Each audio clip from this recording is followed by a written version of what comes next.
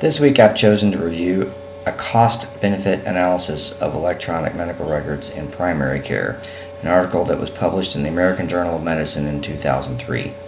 In this week's lecture, I perceived several strong underlying assumptions, including one, that patients would take better care of themselves if they were financially capable of paying for the services they needed, and two, one of the limiting factors in ensuring the best patient care overall is the lack of access to patient treatment records.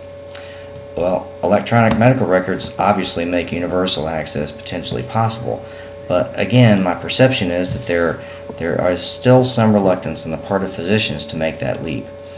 This article's analysis showed a distinct financial advantage to using electronic records as long as the physician's patient load is sufficient to justify the expense. The article and the lectures this week, however, stimulated me to think in significantly different directions than just about electronic records.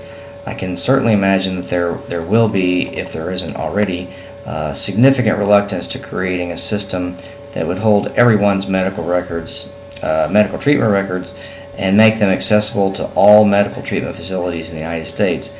This sounds a whole lot like George Orwell's Big Brother, and is sure to scare a lot of people away. From a purely humanitarian point of view, however, such a system would be ideal. A person could go to any quick clinic, emergency room, primary care physician's office, or hospital, and the treating medical professional would be able to access their medical history and not have to rely on just memory from the person who is actually asking for care. However, the possibilities for fraud, for hacking, and manipulation of a digital record are simply overwhelming. We can't keep our bank accounts free of hacking. How are we going to keep our medical records free from attack? So, perhaps it's time we think of alternatives to a centralized repository of medical records, such as individual medical records that can be worn or even implanted under the skin and scanned at a medical provider's office.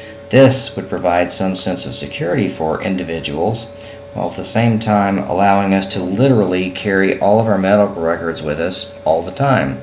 Although it sounds a lot like a microchip one might have implanted in one's pet, it has its merits. What do you think?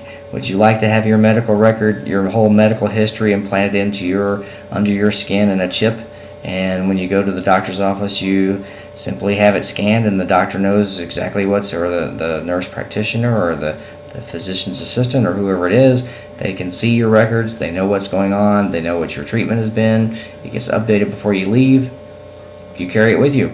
There's nobody going to hack into it. Seems pretty straightforward to me. What do you think?